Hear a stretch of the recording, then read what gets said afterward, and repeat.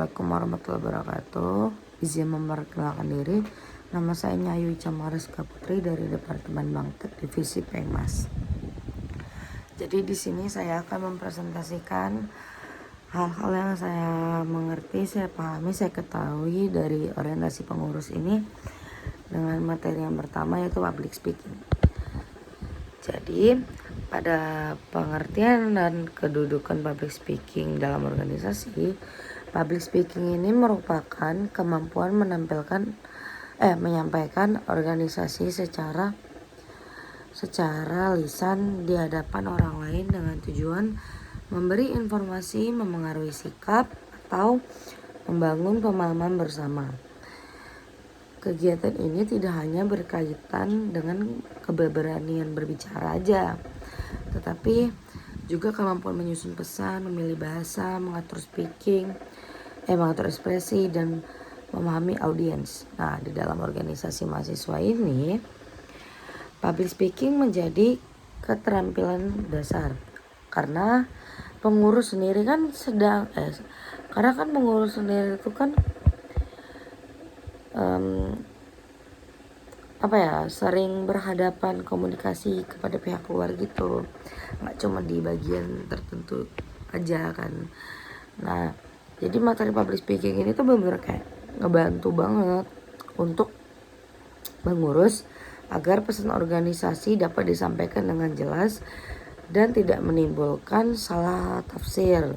Nah, keterampilan ini juga mendukung citra pengurus sebagai pihak yang siap, sopan, dan mampu membawa nama organisasi dengan baik.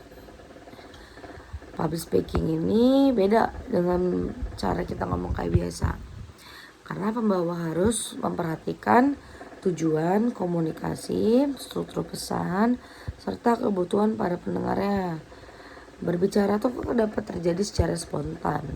Sedangkan kalau public speaking menuntut persiapan yang lebih rapi. Lalu unsur penting dalam public speaking.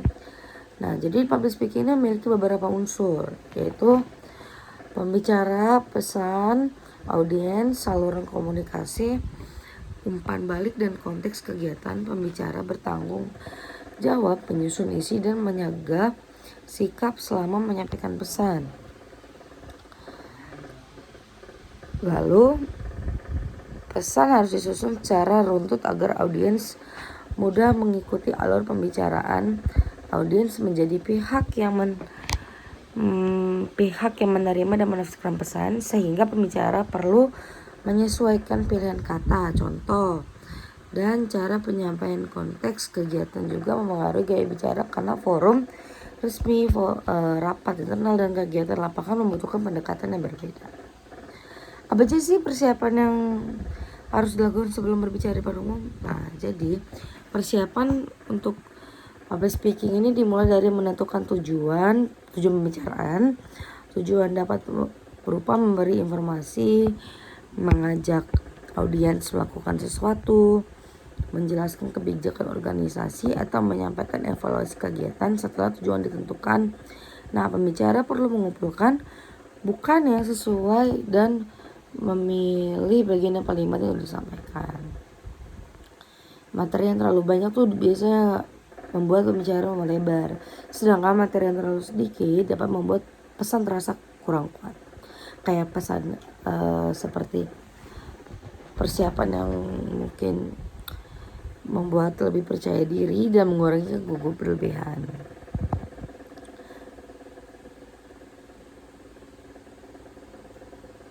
Lalu ada perluasan materi public policy. Nah, public policy ini dalam konteks organisasi mahasiswa tuh dapat dilihat sebagai kemampuan membuat keputusan kolektif yang berorientasi pada kebutuhan anggota. Nah, pengurusnya bukan hanya menjalankan program, tetapi juga menentukan arah, prioritas, dan cara kerja organisasi itu sendiri. Seperti kebijakan yang baik dapat membantu organisasi bekerja lebih tertib, adil, dan terukur. Misalnya, kebijakan pembagian tugas harus mempertimbangkan kapasitas pengurus agar tidak menimbulkan beban yang timpang. Kebijakan yang memperhatikan kapasitas anggota akan lebih mudah diterapkan dan menjaga keberlanjutan kerja organisasi. Partisipasi menjadi prinsip penting dalam proses kebijakan. Kebijakan yang berkaitan dengan anggota sebaiknya tidak dibuat hanya oleh sedikit orang tanpa mendengarkan kebutuhan pihak yang terdampak. Partisipasi dapat dilakukan melalui rapat, penjaringan, aspirasi, diskusi informal, atau evaluasi terbuka. Nah, semakin banyaknya informasi yang diperoleh, semakin baik pula bahan pertimbangan dalam membuat keputusan. Partisipasi membuat kebijakan organisasi tidak terasa dipaksakan dan memberi ruang bagi anggota untuk merasa memiliki keputusan tersebut. Dalam kegiatan Pengma sendiri, public policy dapat membantu pengurus menyusun program yang lebih berbasis kebutuhan. Program pengabdian ini tidak cukup hanya menarik secara konsep, tetapi harus sesuai dengan masalah yang benar-benar dialami. Sasaran kegiatan pengurus perlu memahami kondisi masyarakat, menetapkan tujuan yang realistis dalam memilih metode yang sesuai. Misalnya, kegiatan edukasi harus memperhatikan usia pesertanya juga, tingkat pemahaman, waktu pelaksanaan, dan manfaat langsung yang dapat diterima. Pendekatan berbasis kebijakan yang membuat kegiatan Pengmas lebih terarah dan tidak sekedar memenuhi agenda organisasi. Nah, dalam Departemen Bangtek, Public Policy berperan dalam pengembangan sistem kerja dan peningkatan kapasitas pengurus yang dihadapi departemen seperti koordinasi, pembagian tugas, dokumentasi, atau kualitas pelaksanaan program. Pengurus dapat menyusun kebijakan kecil seperti format laporan,